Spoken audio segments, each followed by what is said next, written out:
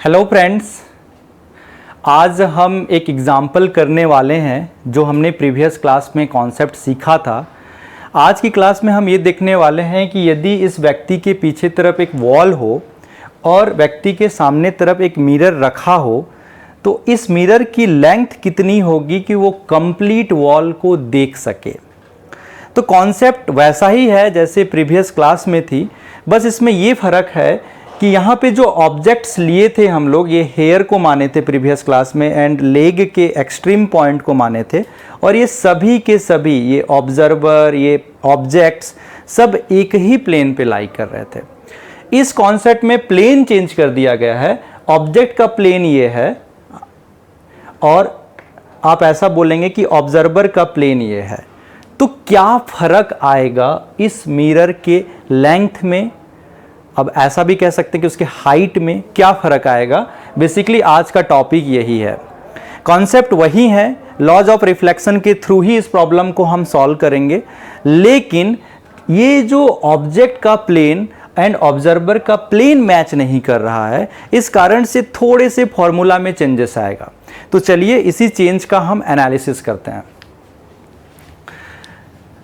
यहाँ पे हम दो एक्सट्रीम पॉइंट को सिलेक्ट कर रहे हैं, ये और ये।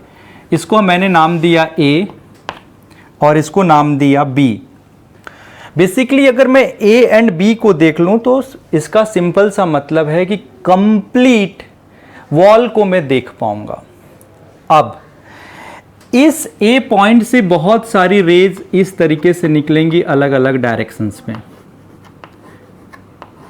और इनमें से कुछ रेज जो हैं इस मिरर लाइन पे टकराएंगे। मिरर लाइन कहने का मतलब यह है कि यहाँ पे मिरर प्लेस होगा। कहाँ पे होगा अभी मुझे ये नहीं पता, क्योंकि मुझे एक मिनिमम लेंथ ऑफ मिरर की रिक्वायरमेंट है, तो उसकी प्लेसिंग भी मुझे सोच समझ के करनी पड़ेगी। इसलिए मैं इसको मान के चल रहा हूँ। मान लीजिए कहीं पे भी मिरर है इस लाइन पे, तो इसको मैंने मिरर लाइन माना है।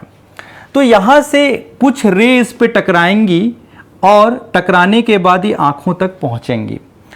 तो हम इसको मैथमेटिकल पॉइंट ऑफ व्यू से केवल इतना ही कंसीडर करते हैं कि ये पॉइंट ऑब्जर्वर है। जैसे हमने प्रीवियस क्लास में भी पॉइंट ऑब्जर्वर का मीनिंग देखा था, सिमिलरली यहाँ पे भी इसको मैं पॉइंट ऑब्जर्वर मान रहा हूँ, इसको पॉइंट ऑब्जेक्ट मान रहा हूँ। इसमें से एक रे डेफिनेटली ऐसा होगा जो यहाँ से टकराने के बाद आंखों तक पहुँचेगा। तो मान लीजिए वो रे कुछ इस तरीके से है, ऐसा एक रे होगा। एक से अधिक रे तब होगा जब ये पॉइंट ऑब्जर्वर नहीं रहेगा, और हमें ये क्लियर है कि डेफिनेटली हमारी जो आई है वो पॉइंट ऑब्जर्वर नहीं है। क्यों? क्योंकि वो एक से अधिक रेज को अपने में समावित कर सकती है। क्यों कर सकती? क्योंकि जो प्यूपिल होता है, छोटा सा जो एरिया होता है आई का, वो 2 से लेकर 8 mm होता है, उसमें बहुत सारी रेज एंटर कर सकती हैं। तो सिमिलर फैशन में हम ये मान सकते हैं कि ये जो 2 से लेकर 8 mm का एरिया है उसमें बहुत सारे रेज आएंगे। फिलहाल मैं फॉर द सिंप्लीफिकेशन ओनली मैंने इसको क्या किया है कि एक ही रे एंटर किया है। आप ध्यान रखिएगा, ये जो छोटी सी एरिया है इसमें से बहुत सारी रेज यहाँ पे आके इंसिडेंट होंगी आँखों में। तो ये हमें क्लियर होना चाहिए। ये प्रीवियस क्लास टाइप का ही कॉन्सेप्ट है, मैं डिटेल में नहीं जाऊंगा। आप प्रीवियस क्लास से इसकी स्टडी कर सकते हैं कि इसमें कैसे बहुत सारे रेज एंटर करेंगे। अगेन यहाँ से निकलने वाली रेज, अब यहाँ से कैसी रेज रहेंगी? बहुत सारी रेज रहेंगी, इधर इधर इधर की ओर, इधर की ओर, इधर की ओर, इधर की ओर, और इसमें से कुछ रेज ऐसी होंगी जो इस मिरर पे टकराएंगे, वो भी हमें पता है। तो मान लीजिए कि एक ऐसी रे है, अब इसको अगर मैं पॉइंट ऑब्जर्वर मानूं तो एक ही रे ऐसी रहेगी जो यहाँ से ऐसे मिरर पे इंसिडेंट होगी और इंसिडेंट होने के बाद इस तरीके से रिफ्लेक्ट होके आंखों तक पहुंचेगी। अब हमें क्या समझ में आया? अब ये आप पूछेंगे कि लेफ्ट वाले आई पे पहुंच रही है कि राइट वाले आई पे पहुंच रही है। तो ये पर्टिकुलरली इस एग्जाम्पल के लिए इममटेरियल है कि लेफ्ट में पहुंचे या राइट में पहुंचे, बिकॉज हमारा जो अभी मीनिंग है वो इस हाइट से है, इस लेंथ से है मिरर की, इस लेंथ से है मिरर की। तो इसलिए हमें कोई इंपॉर्टेंट ये नहीं रहता कि वो लेफ्ट आईज में एंटर कर रही है रेज या राइट आई में एंटर कर रही है, वो हमारे लिए इंपॉर्टेंट नहीं है। हमारे लिए इंपॉर्टेंट ये है कि यहां से निकलने वाली रेज आई तक पहुंचना चाहिए। अब ये एक रे तो नहीं पहुंचेगी, अगेन वही वाला कॉन्सेप्ट, हम इसको पॉइंट ऑब्जर्वर तो मान रहे हैं, लेकिन इसमें तो बहुत सारे रेज एंटर कर सकते हैं। ये तो 2 से लेकर 8 mm तक के रेज को एंटर करा सकता है। तो डेफिनेटली ये पॉइंट ऑब्जर्वर नहीं रहता। यहाँ पे 2 से लेकर 8 mm के डायमीटर वाली एरिया है ये, और इसमें बहुत सारे रेज एंटर कर सकते हैं। तो डेफिनेटली यहाँ पे भी बहुत सारे रेज स्ट्राइक होंगे, और वो स्ट्राइक होने के बाद यहाँ पे एंटर्ड करेंगे। तो ये कॉन्सेप्ट हमने प्रीवियस क्लास में देखा था, प्यूपिल वाला कॉन्सेप्ट। तो मैं यहाँ पे जो प्यूपिल की साइज कह रहा हूँ, ये अगेन 2 से लेकर 8 mm की साइज कर रहा हूँ। इस कारण से बहुत सारे रेज यहाँ पे एंटर करेंगे, और उसी कारण से इमेज भी बनेगी इस पॉइंट ऑब्जेक्ट का और इस पॉइंट ऑब्जेक्ट का। अदरवाइज इमेज भी नहीं बन पाता, एक सिंगल रेज से इमेज नहीं बनता है, क्योंकि यहाँ से बहुत सारे रेज यहाँ पे टकरा रही हैं छोटे से एरिया पर, उतने ही एरिया से टकरा के आंखों तक पहुँच रही हैं। इस कारण से इसका हम इमेज देख पाएंगे। ये कॉन्सेप्ट क्लियर है। इसको मैथमेटिक्स सॉल्व करना बहुत आसान है, क्योंकि ये मिरर लाइन है, इसलिए इस इंसिडेंट पॉइंट पे मैं एक नॉर्मल ड्रॉ कर सकता हूं। ये नॉर्मल मैंने ड्रॉ किया, और जितना ही एंगल इंसिडेंट रे नॉर्मल से बनाती है, सपोज इसको मैं θ1 कहता हूं, तो उतना ही एंगल रिफ्लेक्टेड रे भी बनाएगी। इसको भी मैं सपोज θ1 कह सकता हूं, क्योंकि जितना एंगल इंसिडेंट रे बनाती है नॉर्मल से, उतना ही एंगल रिफ्लेक्टेड रे भी नॉर्मल से बनाती है। सिमिलर फैशन में हम यहाँ पे भी यही कॉन्सेप्ट अप्लाई कर सकते हैं। अगर सपोज इंसिडेंट रे नॉर्मल से θ2 एंगल बनाती है, तो उतना ही एंगल रिफ्लेक्टेड रे बनाएगी नॉर्मल से। ये हमें बहुत अच्छे से पता है, लॉज ऑफ रिफ्लेक्शन का यूज करके हम ये कह सकते हैं। इसमें प्रीवियस क्लास में हमने एक कॉन्सेप्ट देखा था कि यदि ये ऑब्जेक्ट इसी प्लेन पे लाई करता था, तो हम सिंपली ये वाले डिस्टेंस को हाफ करके बना लिया करते थे। बट अभी हम ऐसा नहीं कर सकते कि इस ऑब्जर्वर का एंड ऑब्जेक्ट के डिस्टेंस को हाफ करके यहाँ पे इंसिडेंट पॉइंट हम फाइंड आउट कर लें, और वहाँ पे रे को इंसिडेंट करा के एंटर करा दें। यही एक बेसिक डिफरेंस है इस एग्जाम्पल में एंड प्रीवियस क्लास में। प्रीवियस क्लास में क्या होता था, चूंकि ये पॉइंट इसी प्लेन पे लाई करता था, इस कारण से ये सिमेट्रिक होता था अबाउट दिस पॉइंट। लेकिन आप देख रहे होंगे कि अभी ये सिमेट्रिक नहीं है अबाउट दिस पॉइंट। यहाँ से अगर हम इसका डिस्टेंस देखें तो ये छोटा है, वेयर एज ये बड़ा है। तो अभी हमें इस प्रॉब्लम को सॉल्व कैसे करना है, बेसिकली मेरा जो आज का क्वेश्चन है वो यही है कि what is this minimum length of mirror. मुझे यही फाइंड आउट करना है कि एल मिनिमम कितना है। तो हम 10th की क्लास में sine theta, cos theta, tan theta इस टाइप से टर्म से बहुत परिचित हैं। तो चलिए ज्योमेट्री का यूज़ करते हैं और इस प्रॉब्लम को सॉल्व करते हैं। तो इस प्रॉब्लम को सॉल्व करने के लिए हमें 2-3 डेटा और चाहिए। तो मैं वो डेटा डिफाइन कर देता हूँ। मान लीजिए ये जो आई लेवल है या ऑब्जर्वर का लेवल है, उसका अर्थ से जो हाइट है उसको मैं डिफाइन कर रहा हूँ h1। और इसको समटाइम्स आपको ऐसा भी बोला जा सकता है कि this is height of man, क्योंकि ये जो मेरे आँखों से लेकर जो हेड का या हेयर का जो डिस्टेंस है that is very negligible as compare to my height. तो इसको समटाइम्स ऐसा भी कह सकता है क्वेश्चन में कि this is height of man. इसका मतलब यह है कि आपको आई तक का डिस्टेंस दिया गया है, यहाँ पे ये डिस्टेंस को नेग्लिजिबल हम मान रहे हैं। सिमिलरली ये इसको h2 में डिफाइन कर रहा हूँ, दिस इज h2। तो मुझे L मिनिमम फाइंड आउट करना है। एक चीज़ और इम्पॉर्टेंट है इस पर्टिकुलर कॉन्सेप्ट पे कि इस व्यक्ति का, या हम बेटर टर्म रहेगा कि ये I का डिस्टेंस मिरर लाइन से कितनी है, एंड ये जो वॉल है उसका डिस्टेंस मिरर लाइन से कितनी है। ये दोनों इंपॉर्टेंट चीज़ हैं। तो यहाँ पे हमारे पास बेसिकली 4 पैरामीटर हैं। प्रीवियस क्लास में हमारे पास केवल 2 पैरामीटर थे, H1 एंड H2, बट इस क्लास में 2 और भी टर्म इंट्रोड्यूस हुए हैं कि distance between mirror and man, distance between mirror and wall, 2 parameter मैंने और इंट्रोड्यूस किया है। ये जो L है और L डैश, उनके साथ एक रिलेशनशिप हम डिफाइन कर सकते हैं, और वो कुछ इस तरीके से डिफाइन कर सकते हैं कि L is equal to x time L dash. कहने का मतलब ऐसा हो सकता है कि यदि व्यक्ति मिड पॉइंट पे हो, किसके मिड पॉइंट पे हो, वॉल एंड मिरर के मिड पॉइंट पे अगर ये व्यक्ति खड़ा हो तो x की वैल्यू हो जाएगी हाफ। ये x की वैल्यू पे क्या हो जाएगी, हाफ। तो मैं यहां पे एग्जांपल के तौर पे ऐसा लिख सकता हूं कि mid point of distance between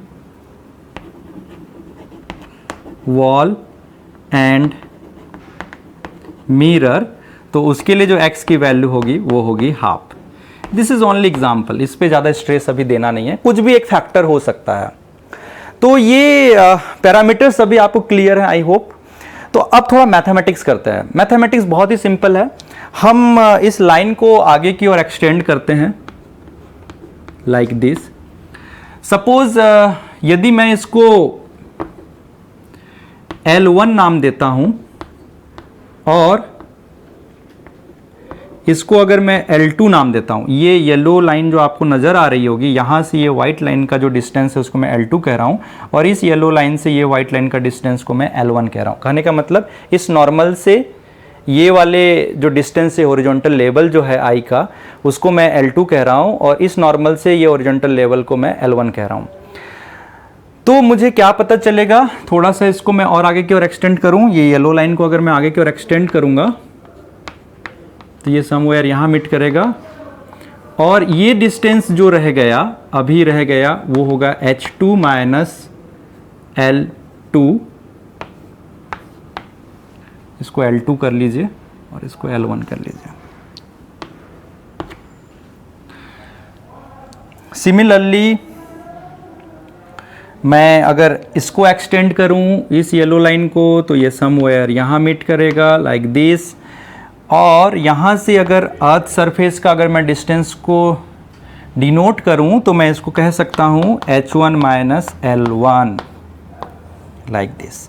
but मैं इतना सब चीज़ कर क्यों रहा हूँ, एक सिंपल सा मैथमेटिक्स मैं यूज़ करना चाहता हूँ, और वो मैथमेटिक्स ये है कि इनके बीच रिलेशनशिप क्या है। ये जो एंगल्स आप देख रहे हैं इतने सारे, उनके बीच रिलेशनशिप क्या है। तो रिलेशनशिप बहुत आसानी से हम निकाल सकते हैं। हम छोटे छोटे 2 ट्राइंगल्स का यूज़ करेंगे। तो सबसे पहला ट्राइंगल मैं ये यूज़ कर रहा हूँ, ये मान लीजिए B, और इसका नाम मैं दे रहा हूँ C, और इसका नाम मैं दे रहा हूँ D। तो मैं ये ट्राइंगल यूज़ करना चाहता हूँ BCD। ये एक परपेंडिकुलर ट्राइंगल है, तो हम इसको ऐसा कह सकते हैं कि ट्राइंगल BCD। अगर ट्राइंगल BCD को कंसीडर करें तो अगर ये θ2 है तो डेफिनेटली ये भी θ2 रहेगा, और हम एक इक्वेशन जानते हैं tan थीटा का, tan θ2, अभी थीटा की जगह पे θ2 है। उसका मतलब क्या होता है, परपेंडिकुलर अपॉन बेस। परपेंडिकुलर तो यही है H1 माइनस L1, ये क्या है बेसिकली, ये है H1 माइनस L1। तो इस तरीके से हम लिख सकते हैं perpendicular H1 minus L1 upon base, base है L डैश लाइक दिस। अगर मैं इस ट्राइंगल को यूज करूं, सपोज इसका नाम मैं दे रहा हूं E फॉर I, तो अगर मैं इसको नाम दूं, कौन कौन से ट्राइंगल को मैं यूज करूं, CE, और यहाँ पे अगर मैं इसको सीधा ऐसा एक्सटेंड करूँ तो यहाँ पे एक 90 डिग्री बनेगा लाइक दिस, और इसका नाम अगर मैं F दे रहा हूँ, तो अगर मैं CEF ट्राइंगल को यूज़ करता हूँ, ट्राइंगल CEF, अगर मैं इस ट्राइंगल को यूज़ करता हूँ तो आप यहाँ से भी tan थीटा फाइंड आउट कर सकते हैं। tan थीटा तो जिस एंगल होती है उसके सामने वाले को हम परपेंडिकुलर कहते हैं। तो परपेंडिकुलर यहाँ पे क्या है, EF। तो इस तरीके से मैं tan theta 2 is equal to लिख सकता हूं EF अपॉन बेस क्या है FC। EF की वैल्यू क्या है आप देख पा रहे होंगे, EF की वैल्यू है L1। तो इस तरीके से हम यहां पे लिख सकते हैं L1 अपॉन उसका बेस क्या है, बहुत सिंपल, बेस है FC की वैल्यू क्या है आप देखिए, FC की वैल्यू है L। तो यहां पे हम इसको वैल्यू लिख सकते हैं L। तो इन दोनों को थोड़ा सा हम वर्क करेंगे, और वर्क करेंगे तो क्या फाइंड आउट करते हैं वो देखते हैं। चलिए अभी इन दोनों को इक्वेट करते हैं। तो दोनों इक्वेशन को इक्वेट करने के बाद हमें मिलेगा H1 minus L1 upon L dash is equal to L1 upon L। और हमें ये पता है कि L is equal to x L dash. तो अगर हम ये वाली वैल्यू को यहाँ पे पुट करें तो ये हो जाएगा H1 minus L1 upon L dash is equal to L1 x L dash. ये L डैश से ये L डैश कैंसिल आउट हो जाएगा। इसको इधर अगर मल्टीप्लाई करें तो बेसिकली हमें क्या मिलेगा, H1 x minus L1 x is equal to L1। इसको इधर ले आएँ तो हम इस तरीके से लिख सकते हैं कि L1 is equal to H1 x upon 1 plus x. Basically मुझे L1 फाइंड आउट करना था। L1 क्यों फाइंड आउट करना था, क्योंकि मैं अगर L1 प्लस L2 को ऐड कर दूं तो मुझे L मिनिमम निकल जाएगा, तो इसलिए मुझे चाहिए। तो चलिए हमने एक पहला पड़ाव पार कर लिया है, हमने L1 फाइंड आउट कर लिया है। अब हम L2 फाइंड आउट करते हैं। यदि हम L2 को फाइंड आउट करना चाहते हैं तो हमें कौन कौन से ट्रायंगल पे वर्क करना पड़ेगा पहले वो डिसाइड करते हैं। तो जैसे कि हमने इसका नाम दे के रखा है कि ये A है, और उसके बाद हम एक दूसरा पॉइंट पकड़ते हैं ट्रायंगल के लिए, ये वाला पॉइंट, और इस पॉइंट का नाम मैं देता हूँ G, और इस वाला पॉइंट का नाम देता है H। तो हम AGH वाले ट्रायंगल पे वर्क करेंगे, और ये भी एक परपेंडिकुलर ट्रायंगल है। और यहाँ पे आप ध्यान देंगे कि ये थीटा 1 है, तो अगर मैं tan थीटा 1 लिखूंगा तो ये हो जाएगा परपेंडिकुलर एंड GH हो जाएगा उसका बेस। AG हो जाएगा परपेंडिकुलर एंड GH हो जाएगा बेस। तो हम कौन से ट्रायंगल पे वर्क कर रहे हैं, ट्रायंगल AGH।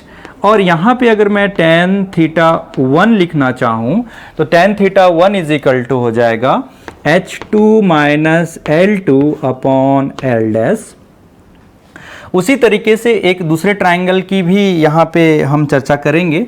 इसको अगर मैं सीधा ऐसा ऊपर की उठाता हूँ तो ये भी यहाँ पे परपेंडिकुलर ट्रायंगल का निर्माण करेगा, और GH इसको सपोज मैं नाम देता हूँ I। तो अगर EIH ट्रायंगल के बारे में हम बात करें, ट्रायंगल EIH के बारे में अगर हम डिस्कशन करें तो यहाँ पे भी मैं tan थीटा 1 लिख सकता हूँ। tan theta 1 is equal to EI upon IH। हम लोग क्या लिख सकते हैं, tan theta 1 is equal to EI की वैल्यू आपको देख पा रहे होंगे कि ये L2 ही है, EI जो है वो L2 ही है। तो हम यहाँ पे L2 लिखे अपॉन ये वाला डिस्टेंस, ये डिस्टेंस आप देख पा रहे होंगे कि ये this is nothing but L, तो ये आ जाएगा L। तो इस तरीके से मैं इन दोनों इक्वेशन को भी इक्वेट कर सकता हूं बिकॉज ये tan थीटा ही है। अगर मैं इन दोनों को इक्वेट करता हूं, अगर मैं इन दोनों को इक्वेट करता हूं तो मुझे क्या मिलता है, देखिए H2 minus L2 upon L dash is equal to L2 upon L। इस L को मैं रिप्लेस कर सकता हूं एक L डैश के टर्म में, तो इसको हम लिख सकते हैं एक्स एल डैश। ये L डैश से ये L डैश कैंसल आउट हो गया, इस x को इसके साथ मल्टीप्लाई कर दीजिए, तो मल्टीप्लाई करने के बाद मिलेगा XH2 XL2 is equal to L2, और यहां से हम L2 फाइंड आउट कर सकते हैं। L2 is equal to XH2 upon 1 plus x. ये हमने दूसरा पड़ाव भी पार कर लिया। अब बहुत सिंपल है, what is L minimum? L minimum is nothing but L1 plus L2। तो मुझे L1 की वैल्यू अगर यहाँ पे रखता हूँ तो ये हो जाएगा H1x 1 प्लस x, और अगर मैं L2 की वैल्यू रखता हूँ तो x H2 1 प्लस x। इन दोनों को सॉल्व कर दें तो ये हो जाएगा H1 plus H2 x upon 1 plus x। ये L मिनिमम का डेरिवेशन है। ये थोड़ा सा कुछ लंबा चौड़ा एल मिनिमम का डेरिवेशन आपको नज़र आ रहा है, आपको पता नहीं समझ में आ रहा है कि ये क्या चीज़ है क्या नहीं है। चलिए इसकी अंडरस्टैंडिंग थोड़ा सा प्रीवियस क्लास से लेते हैं, आपको क्लियर हो जाएगा। आप इसको समझने की कोशिश करिए। ये x क्या है? x बेसिकली क्या है? हमको ये पता है कि जो x है, x कुछ नहीं है, जहाँ x की जो वैल्यू है हम ऐसा लिखना चाह रहे हैं, where x is equal to nothing but, हम ऐसा लिख सकते हैं L upon L dash. L upon L dash. L क्या है? L is distance between mirror and man, उनके बीच का डिस्टेंस है। And L dash is what? Distance between wall and mirror. आप ऐसा एज्यूम करिए कि यदि वॉल और मैन दोनों एक ही प्लेन पे आ जाएं, दोनों एक ही प्लेन पे आ जाएं, जैसे कि प्रीवियस क्लास में हुआ था कि ये जो मेरा कंप्लीट बॉडी एंड मेरा जो ऑब्जर्वर आई वो एक ही प्लेन पे थे। या आप ऐसा करिए, वॉल से सट के खड़े हो गए, जैसे मैंने अभी ब्लैक बोर्ड से सट के खड़ा हो गया, ऐसे यदि वॉल से आप सट के खड़े हो गए तो क्या हो जाएगा? x की वैल्यू हो जाएगी 1। x की वैल्यू क्या हो जाएगी? 1। अगर x की वैल्यू 1 हो गई तो ये प्रीवियस क्लास टाइप से ही हो गया, ये प्रीवियस क्लास टाइप से ही हो गया, H1 plus H2 divide by 2। Same result. यदि आपका प्लेन कॉन्साइड कर जाए ऑब्जेक्ट का एंड ऑब्जर्वर का, तो ये इंडिपेंडेंट हो जाता है distance between object and mirror and observer and mirror.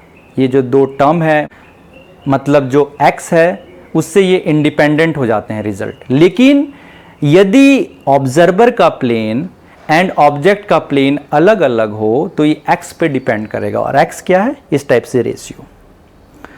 तो हमें ये चीज क्लियर हो गया इस पर्टिकुलर एग्जाम्पल से कि कब distance between observer and mirror important है, कब distance between observer and mirror important नहीं है। तो आई होप आपको ये समझ में आया होगा, और ये खुशी की बात है, ऐसा मैं कहना चाहता हूँ कि ये प्लेन मिरर का लास्ट लेक्चर था आपके 10th के लेवल पे। इससे ज़्यादा आपको पढ़ाना ठीक नहीं रहेगा। मैंने बहुत सारी लेक्चर्स ऐसे ली हैं जो IIT JEE point of view से इम्पॉर्टेंट हैं, और आपके 10th लेवल पे भी चीज़ें रहे हैं, बहुत ज़्यादा हायर लेवल पे मैंने नहीं गया है। तो आई होप कि ये सभी चीज़ें आपको धीरे धीरे समझ में आ गई होंगी। लॉज ऑफ रिफ्लेक्शन का बहुत अच्छे से यूज़ करना भी आप सीख गए हैं। नेक्स्ट क्लास में हम डिफ्यूज़ रिफ्लेक्शन की इम्पोर्टेंस समझेंगे।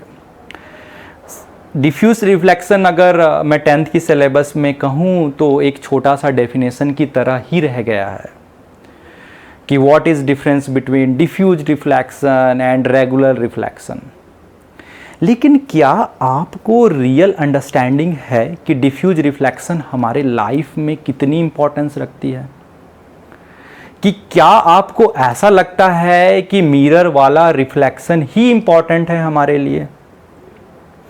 तो चलिए इसी इंपॉर्टेंस के बारे में हम डिस्कशन करेंगे कि डिफ्यूज रिफ्लेक्शन हमारे लाइफ में कितनी इंपॉर्टेंस रखती है, और क्या होगा यदि सभी तरफ हमें रेगुलर रिफ्लेक्शन, या सिंपली जो रिफ्लेक्शन की हम मिरर रिफ्लेक्शन की जो बात कर रहे हैं, अगर यही हमारे लाइफ में चारों तरफ हो जाएं तो क्या होगा?